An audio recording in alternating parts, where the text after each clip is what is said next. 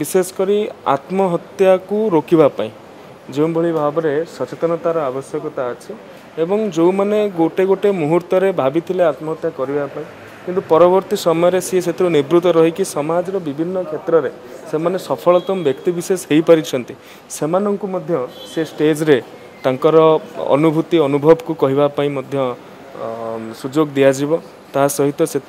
दुईटी सचेतनात्मक drama नाटक तेणु निश्चित भाव में एवं जो पिला माने आसीबे स्कूल कॉलेज रु से माने भी निज स्कूल कॉलेज को जाइकी निजे निजे एक सचेतनात्मक रूपायन गोटे सेठी देबे तेणु ये जीवन जिंदाबाद गोटे अत्यंत सकारात्मक मानसिकता को नहीं कार्यक्रम करा सीट विशिष्ट ऑडिटोरियम थी जिला हेडक्वार्टर सेठी करा विभिन्न कैंपस रु विभिन्न स्कूल मानक एवं समाज रो विभिन्न व्यक्तिविशेष माने युवा बंधु माने योगदान कर